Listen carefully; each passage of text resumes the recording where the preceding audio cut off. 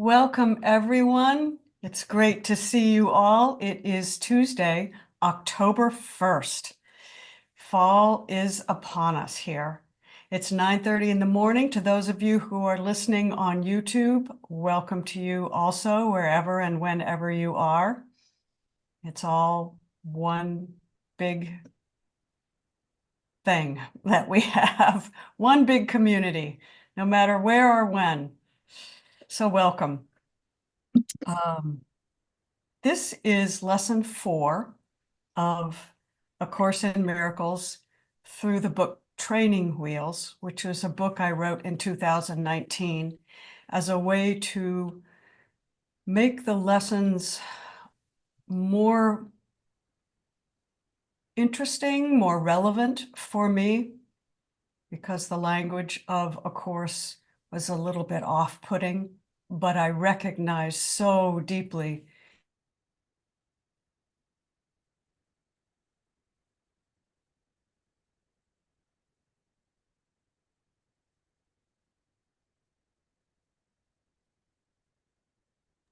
I decided to write Training Wheels because it was an effort of love. And it is with that same love this morning that I welcome you all here. My internet is unstable, so if I stop with my mouth half open, don't laugh too hard. All right. The way we're going to do this is I'm going to invite you to just close your screen, shut your video off so that you can sit and just be completely free to do whatever you need to do in whatever way you need to do it as we sit with this lesson together. So take your seat, feel comfortable. I'm going to read the lesson. I'm going to read the preceding 3 lessons so that we can just have that movement as a way to bring us into lesson number 4. And so we begin. You can close your eyes or open your eyes as you see fit.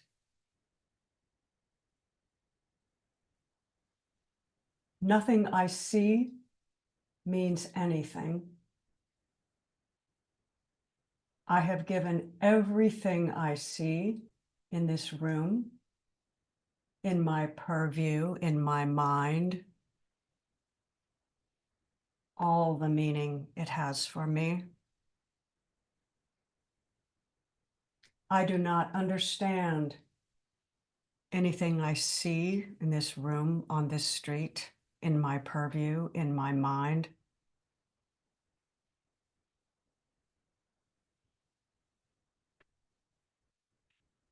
And welcome to lesson 4. This is a lesson that begins our journey into mindfulness or meditation. But worry not. This exercise is simple and gentle. It asks very little. Indeed, the most difficult thing about this lesson is that we are required to lay all judgment aside. Judgment about what, you might ask? And the answer is judgment about yourself.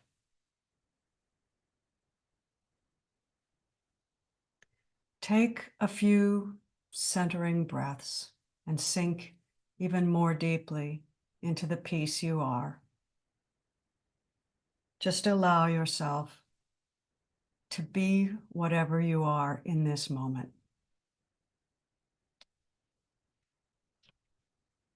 And now just place your awareness gently upon your own mind, your own inner being, and watch whatever thoughts come up. Sometimes when we watch our thoughts, no thoughts arise. Sometimes when we want no thoughts, many thoughts arise. Whatever arises for you now in this moment, don't judge it. Don't hang on to it. Just notice it. Don't follow your thought into a story. But say to yourself, these thoughts do not mean anything. They are like the things I see in this room, on this street, from this window, in this place. These thoughts do not mean anything. The first 3 lessons asked you to focus on the world that seems to appear outside. You opened to the possibility that what you see in the outer world may not be all there is. Lesson 4 takes us inside. We now look at what arises in our mind. A great teacher once described meditation in this way. He said, meditating is like pulling a chair into the center of an empty room. Then you sit in the chair and watch all the characters that parade in front of you. This is your practice today. Take 3 or 4 minutes, 4 times a day, in the morning, at noon, in the afternoon, and before you go to bed, and find a quiet place and take a seat. Breathe naturally and close your eyes. For each thought that arises, say to yourself, this thought does not mean anything. These thoughts do not mean anything. I'm going to time us for a couple of minutes now, so sit and let this be your first practice for the day. These thoughts do not mean anything.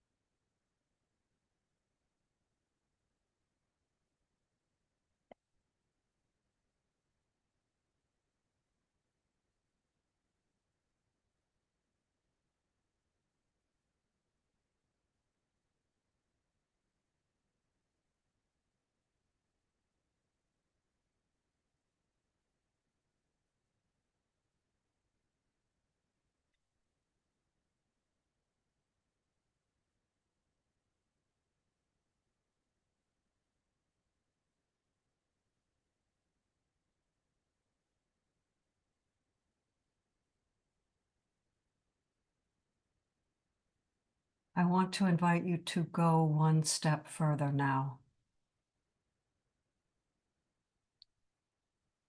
I'm going to sit for another 2 minutes. And as thoughts arise, and you say, these thoughts do not mean anything, become aware that you are that which recognizes the thought. You are that in which the thought arises.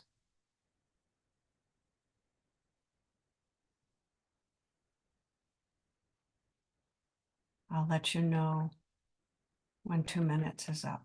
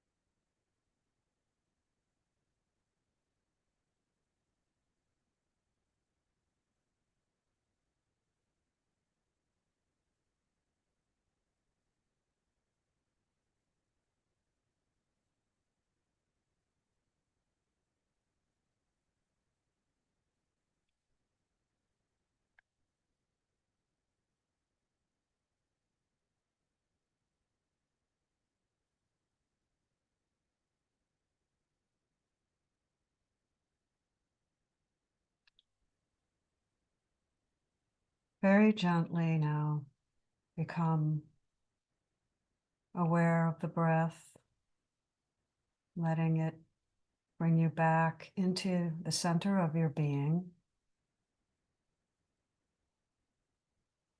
Feel the breath, feel the body.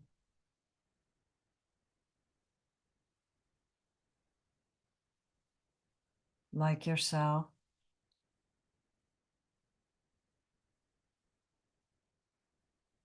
And when you're ready, come on back.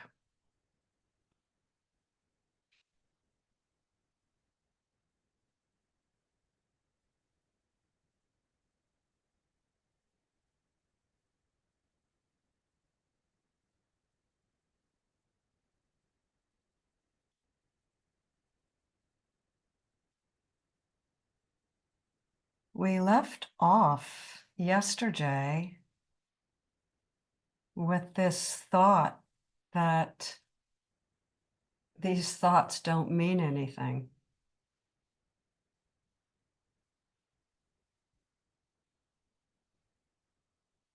How was that meditation for you? And how did it change when, in addition to saying these thoughts don't mean anything, we also looked at the experience from the I am awareness?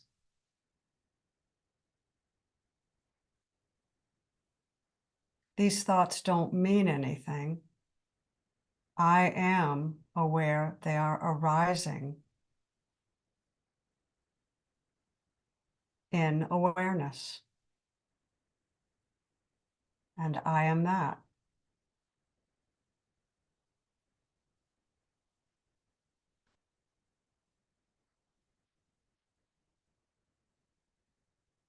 Was it distracting to do that? To move into the I am awareness?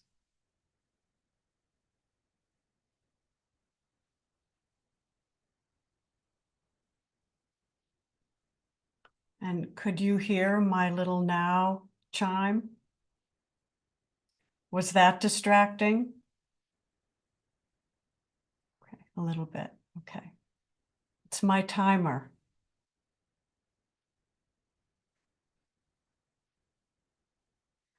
Are we all sedated by that meditation? A little bit? Barbara, how was it for you? It was good until I had no thoughts whatever until I heard your chime. And it just took me by surprise because there was noise, but then I said it's noise and it left me. And I'm thinking, did everybody else hear that? But other than that, I had no thoughts.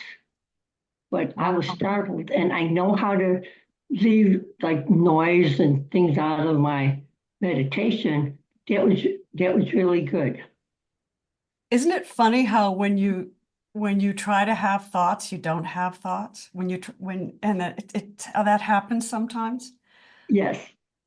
All last night, I'm lucky I'm up.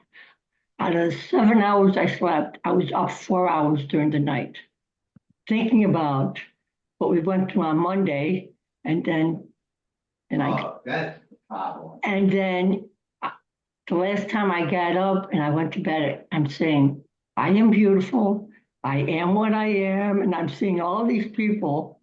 And then I was coming in and out, time traveling in between all these things, and it's like, I could love myself now.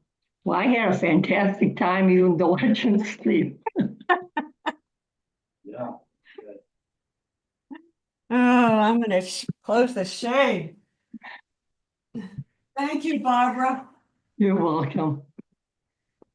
Oh gosh, I just can't get rid of this sun. Okay.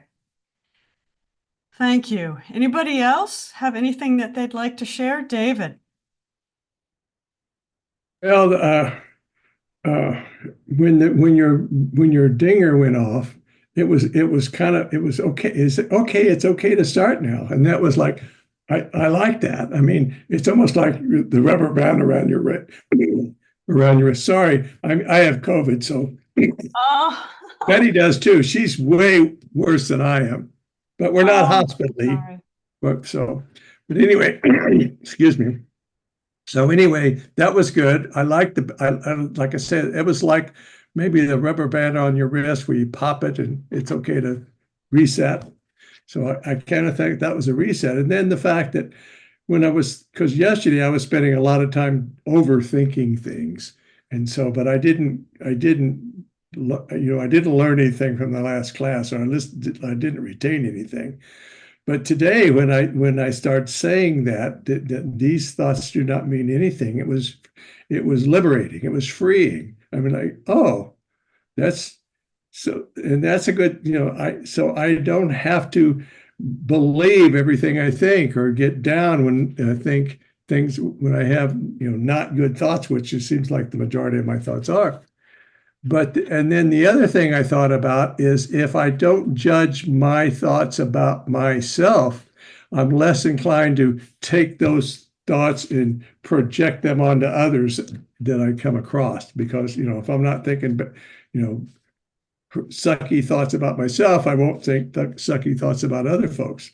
And so I said, that can work. I can work with that. I could make that a thing. So I really liked the fact that how we started this class, because it was like, oh boy, this is going to be a fun class. And so that's what I have to say. Thank you. I will say I do apologize for not letting people know I was going to do this. I have used this before and no one could hear it. So I'm kind of glad to know that you could hear it, because I've used it before. I even held it right up to the speaker and no one can hear it. So I'm sorry to have popped that on you without your awareness. Okay. There's an app called Insight Timer, and it has really nice chimes or things to start. And you can time your sequence, and it also has really nice meditation things on it. So and it's free. Good. Okay, thank you. Yeah. Insight. Insight Timer. Okay. I'm writing that down. Thank you. All right, Michelle. Hey there. Good Hi, morning. good morning. So I like that timer. I like that ding. It made me think of Eckhart Tolle. He popped into my head. But I just wanted to say I love the kindness of these reflections and the gentleness. And just now, when you were with the meditation that you led, I was initially thinking, or feeling, what about, I must ask, what about the really good thoughts? It's a little easier for me to use this for the uncomfortable thoughts, or the thoughts that are not life-giving, that are not I am, but the ones like like I am light, I am love, and only love is real. Those, I'm like, anyway, I went through that as I was reflecting, and then with your second part, the awareness, looking at, taking it to another level with the I am awareness, that seemed to, in a very interesting way, help me. There was so much peace in that. You know what I mean? I wasn't like doing the, what about the good? It was very, very, it was a very peaceful transition. Anyway, so thank you. Thank you. Thank you. Good job. Yeah, I think that I was just moved to add that second piece in, because I think we can allow thoughts to come up and say, these thoughts don't mean anything. But then to take that extra movement to go deeper in and become the awareness in which the thoughts arise is actually more truthful. And it doesn't matter whether the thoughts are good or bad. That it doesn't matter. The I am awareness is the truest thing. That's the truest thing. That's the deepest thing. So yes, the good thoughts are, in a sense, pointers to our true being, but they're still just objects arising in the awareness itself. Well, and also you just reminded me that the words are so insufficient, right? The words that describe who we are so insufficient, right? And so that's really fun to to drop into the awareness of. It's just so magnanimous and beautiful that there are no words. Yeah. Anyway, so thank you for reminding me of that. Yeah, thank you. And that awareness can hold anything. It's empty and it's infinite and it's so close and it's so spacious. Anything can arise in that awareness and nothing really colors it. Nothing really affects it. Nothing limits it. Nothing fills it up. It's just already full and yet empty at the same time. Right? Nothing changes it. It's like Rupert says, it's this blank screen, this pure screen of awareness. And anything can move across the screen or appear on the screen, but it never changes the screen. Right. Thank you, Michelle. Rana, good morning. Morning. That was a very wonderful experience. I'm grateful that I had the willingness to sit down. Are you talking to? Sorry, that's my cat. I was here the entire time, even when the camera was off. There were thoughts about other things seemingly that needed to be done, and the willingness was no, sit. And I'm so grateful that I did.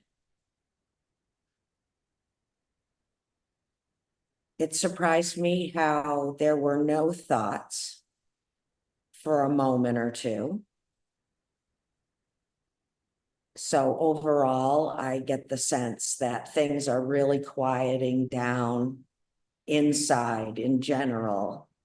So that was a nice feeling, a good surprise, calmness, tapping into that.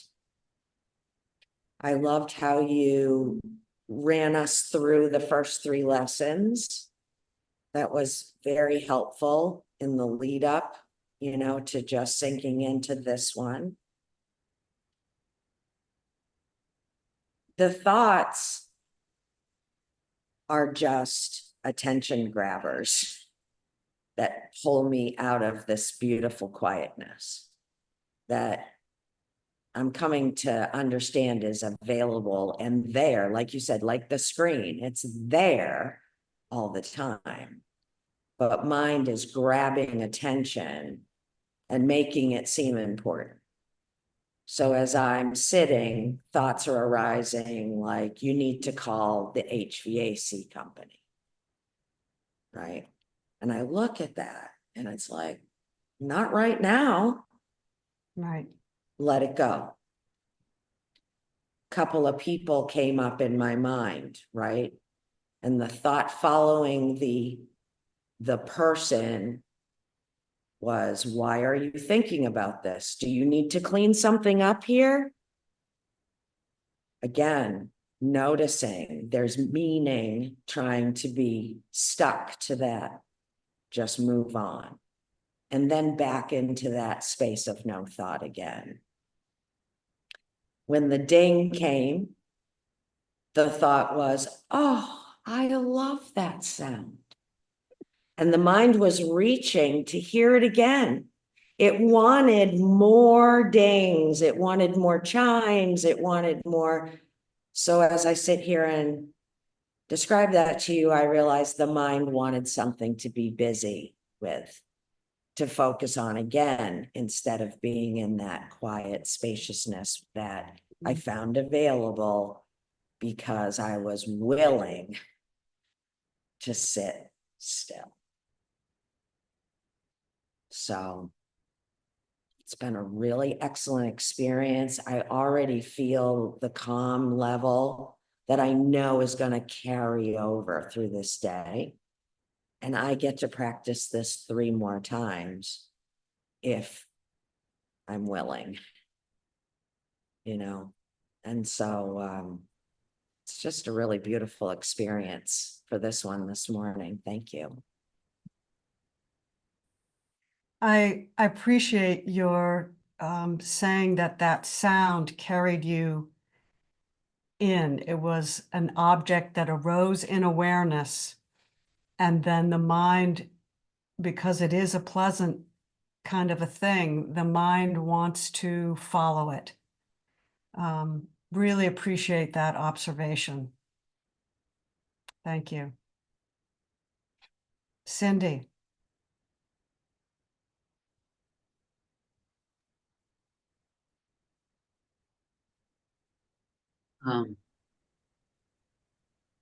So I heard the sound too, didn't know what it was. It was interesting.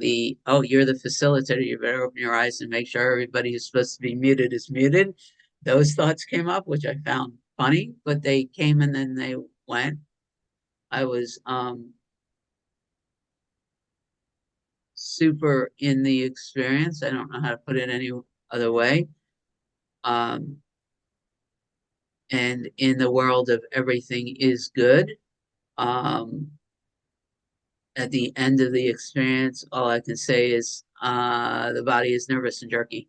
Can't really sit still. I'm finding it hard to stay focused, and I'm allowing it all to be okay. So for me, if I have to interpret that, it just means that the pot's been stirred.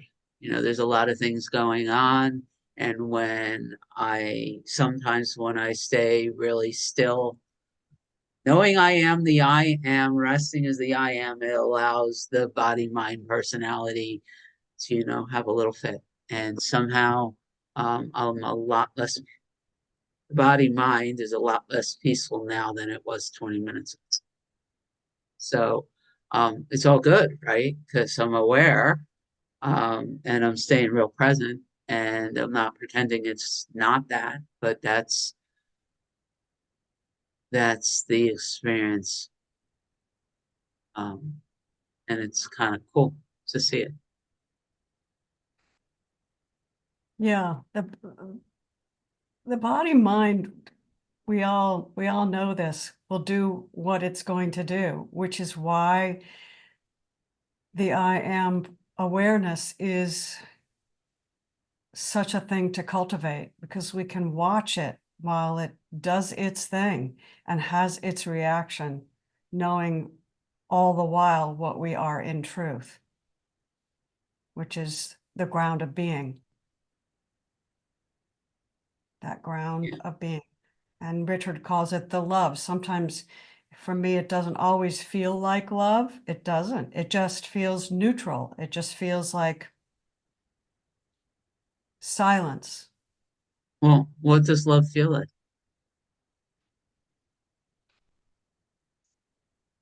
I don't know. I honestly don't know what love feels like. So I know that there are these spaces that are silent and open and accepting. And I like using love for that word as opposed to the feelings I feel like when my kids are happy or holding hands or something. I almost don't call that love anymore. I call that something. So I guess I would ask, maybe Richard can give us some insights in that. Love and peace, I suppose we could say those are the same thing. I think there's a qualitative difference in my experience, but I can see how they would be the same thing. Let's get Rana in, and then if Richard wants to add anything or anybody else wants to, we could talk about love and peace. There we go with the words again. There we go with the words again. When you were just speaking, what does love feel like?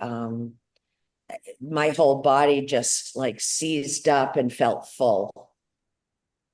There's a fullness instead of a lack. But anyway, I wanted to go back. Cindy reminded me, thank you, Cindy, is there was a moment during our session that I did sort of a quick, little body scan, to see, is that channel kind of free from the top of the head? And no, there's there's something right here, right? And the mind, of course, wants to say that's a problem. And what happened, there was a shift into welcoming. And so that's new for me too, is to, make that shift pretty quickly into, it's okay that this is here. Feel where it is. Let it be there. I don't know what it doesn't mean anything. Right? It was so useful to just be like, it doesn't mean anything. You're just noticing that something is there. So it felt really good. Thank you. I love that. Thank you. The welcoming, the word welcoming, and that's another word. It's a good word. Richard. Hi everybody. I was doing great on the meditation until the last minute, and then a thought came up. I went down the rabbit hole, and the next thing I know, you were ending the meditation. So I really enjoyed it. But love. You asked about love. My perception of love. When I read the course and started listening to other teachers, what all of them were saying was reality is love. So that's a word that we use to describe what is. And so I love the word love because it has such a real feeling to it, so it could have been any word, but and when we rest in love, we have peace. We cannot rest in love until our mind's at peace. So obviously, as the Course says, and many other teachings, you have to find a way to quiet the mind, to be at peace of mind, before you can experience the love that you are. So peace and love and joy, and then joy follows the love. So when you do the exercises, whatever you need to do to put your mind at peace, and then that stillness, we label it as love, not to be confused with emotional love or bodily love. And then as a result of that, peace, love, and joy follows it. We again label it. I say, well, I'm experiencing joyousness now. It doesn't mean the happy bouncing around the house or dancing or whatever brings you joy. It just means you're at peace and you're in love and you're joyful. So I don't know if that works for everyone. That works for me. Thank you, Richard. Works for me. Works for Sandra. Sandra, come on down.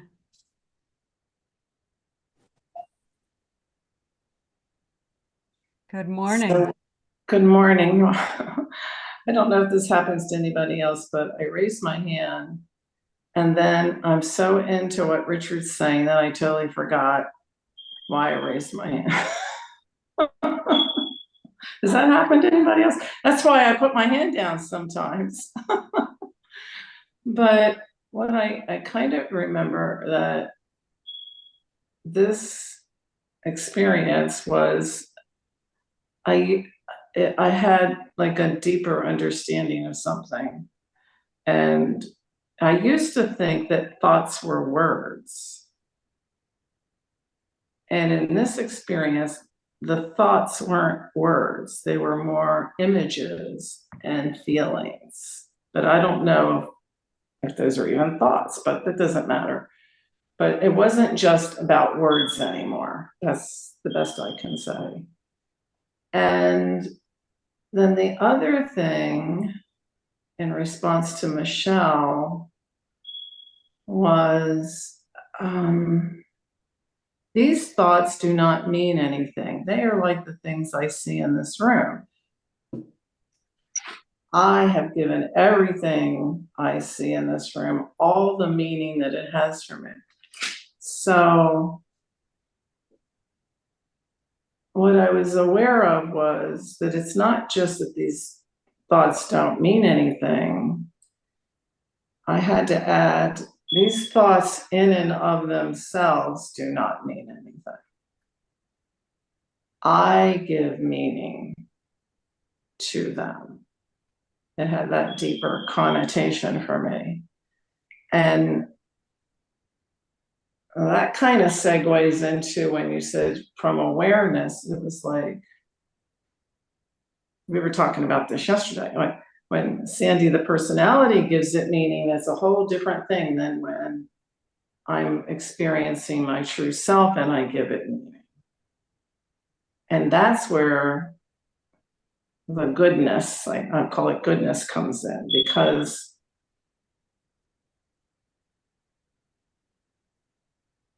when I see things as they truly are in truth, there is that beauty, there is that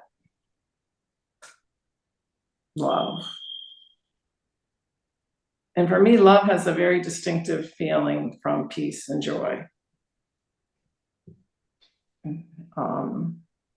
And it all comes, I'm giving it meaning, and it's something good then. It's not like I just dismiss the thoughts. It's what meaning. I think that's what this is getting at. What is the meaning of it? And how we can just, how the separated self can distort everything into something else other than its true nature. So these words, the words are so hard, but I was reading this morning from this book. And there was a footnote in here that I thought was interesting. If I could share it. Yeah. That may explain better. It said, our real thoughts are the thoughts we think in unison with the mind of God. Our current thoughts, I'm thinking it's coming from the separated self, are small, fleeting, often anxious and conflicting. But our real thoughts are boundless, changeless, characterized by perfect peace and at one with all that is. So this distinction between real thoughts and unreal thoughts, I don't know about that, but I do know that when you said come from awareness, the quality of the thoughts changed. It's almost like, just like seeing, like when we're looking out and we're seeing things around us, they can be small, separate, tight, or when we're looking through the eyes, in the Course, the mind of Christ, or from awareness, everything can look beautiful and new and fresh and vibrant. I think it's the same thing with thoughts. It's just what meaning, where are we coming from and what meaning are we giving these thoughts? Thank you. That added a lot to the discussion, I think, bringing us back. What I'm moved to say is that thoughts are like the things we see. They're objects that arise in our awareness. And we don't know what the things we see really are. We went through that in the first 3 lessons. We don't see all the colors. We don't see X-rays. We don't see infrared. We don't see the space between the molecules, the atomic structures. We don't see anything. And we give meaning to everything we see. It's in the headset that we're using at the moment. And the same thing is true of thoughts. Yes. They're my thoughts. I am thinking these things. And the thoughts make everything that we see external and seemingly outside. But we don't look at where the thought is arising. And we also don't look at the fact that thoughts are transient. They come and go. And only what remains and stays is real. Only what's unchanging is real. So when we take this to this lesson as in the circle of atonement, the thoughts we think with God are real. Those thoughts are unchanging. Those thoughts are always, always stable oneness and love. Thank you. You said that so good, so well. Thank you. Oh, And these thoughts are, it's like they're not good or bad. They're just there. And the true living, loving self infuses the thoughts in the same way it infuses and permeates the world where we think we're walking around. So thank you for this experience, Amy. I appreciate it very much. thank you. I do too. Thank you very much, Sandra. Barbara.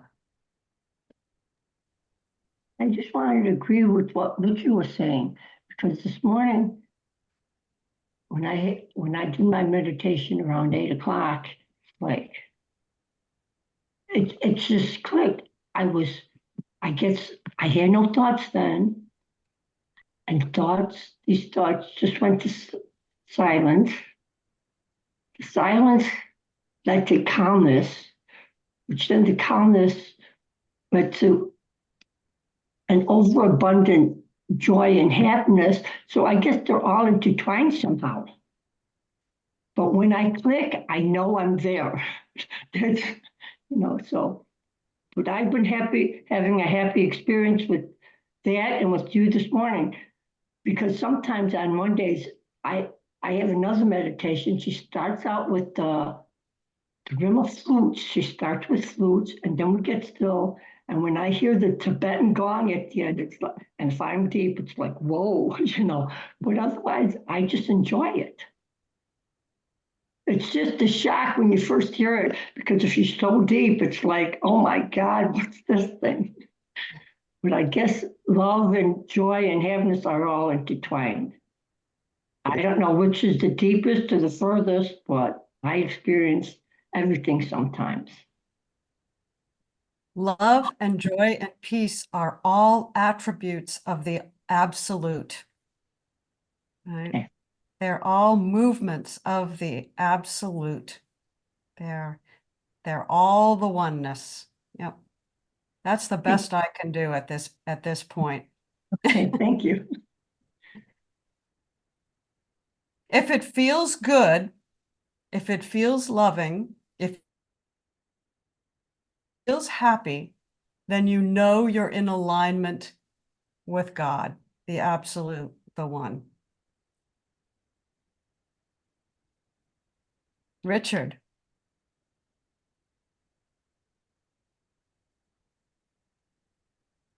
I've struggled with this whole idea of thoughts for a number of years.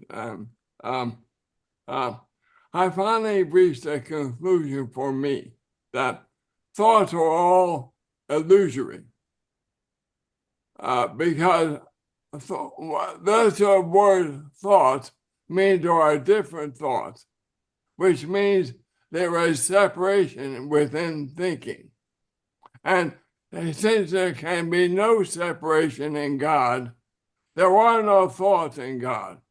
So the thoughts we think we have as illusory separate selves, or the one illusory separate self that believes is separated from source, has to have thoughts that are reminders of what God is, the isness of what is. And so I think sometimes when students, at least for me, I can't speak for other people, but to believe there are thoughts in God could easily lead to the belief that I am God, that I exist as a separate individual, a separate thought in God, which is contrary to everything I think that all the teachings point to.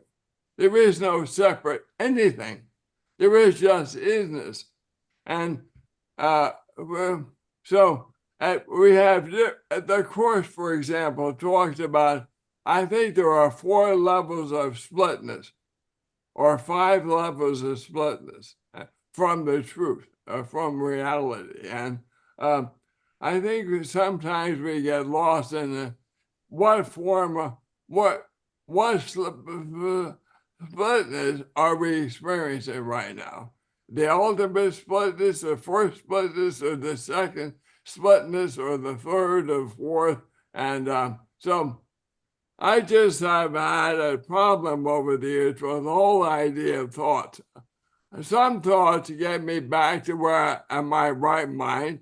Other thoughts get me into my wrong mind. So I use them as a separate self. And when I do identify as the one separate Son of God, I also use thoughts there at that level. But I've come to believe that in reality, there are no thoughts. There just isn't, or love, or whatever label you want to give it. And that's what we're all trying to get to, I think, or experience. We're already there, but we want to experience it. Isness. Ising, being. Yes. Thank you, Richard. That's a really important reminder. You know, and that's the progressive path of the Course in Miracles, which I think can, as you said so clearly, sometimes lead us into sort of a form of solipsism, which is, I think I am God, instead of the ising, because God, in my understanding, you know, being has no thought, as you said. It is knowing itself, which we all have an experience of in the peace and silence of the inner altar. It's this knowing. That's another thing I really appreciate about near-death experiences, is the absolutely 100% agreement among the millions of people who have had these experiences that words are not used in the communication. It's knowing. So I think the whole idea of words and thoughts are bodily based.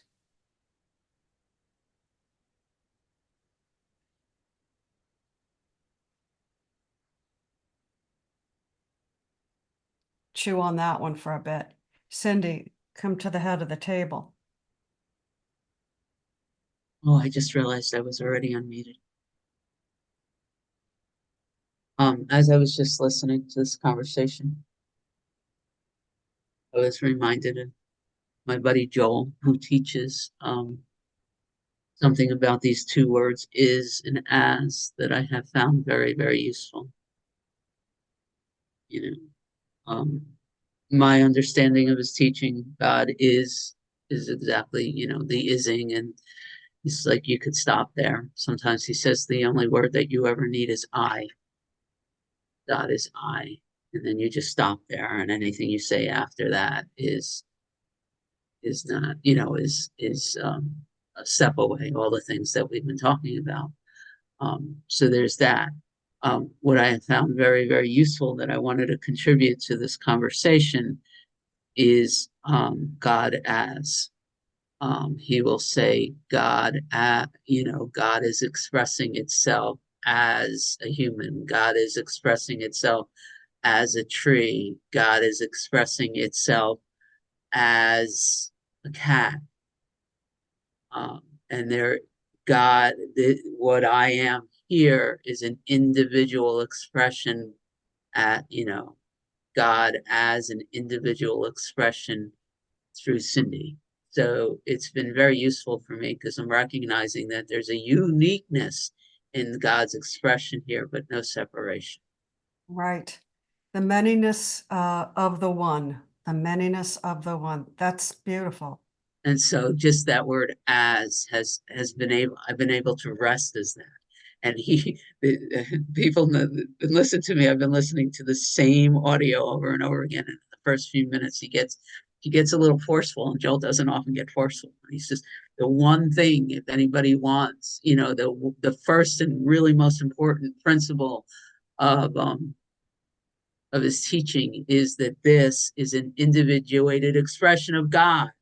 It's not you reflecting God. It's not you using God. This is God expressing itself as an individuated whatever. And he gets real forceful. He says, if you just rest as that, recognizing that this is God, an expression of God, then literally he goes on to talk about in other audios how at some point that I separate thought actually goes away within the way he teaches through a lot of practice. And then everything becomes that expression of the one.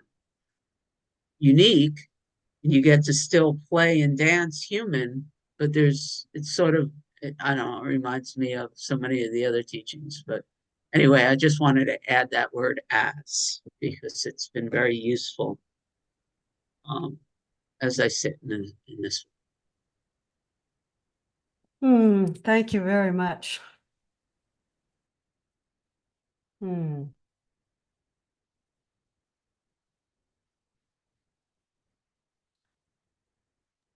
You think, Amy, that it's time for me to remove the 30 minutes from because it still says that this is a 30-minute class. I know it does. I'll leave that up to you. I think probably it is. Oh my goodness. Isn't it amazing that we can, as we are asing God, as we are ising the one, talking about ising together, and it is not a waste of time.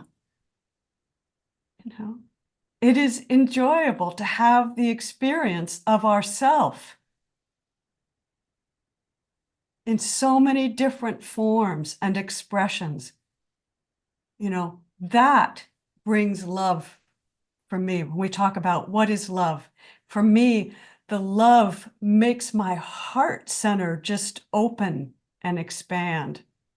That's one of the expressions of love that for me is different than peace. I'm with Sandra. It's like it has a sort of qualitative difference, doesn't it? So thank you. It's 10:30. I love us. Cindy's leaving tomorrow. Let's wish her Godspeed and happy travels. We're all going with you, Cindy. As you have your individuated expression, we look forward to your sharing with us what you see through. Well, some of us are going to be hanging out together again in an hour and a half. I mean, you're True. this shit, but there are others of us who will get to Okay. spend another hour together. All right. Y'all have fun now. Love us. Love us, I do. Bye-bye, everyone. Bye.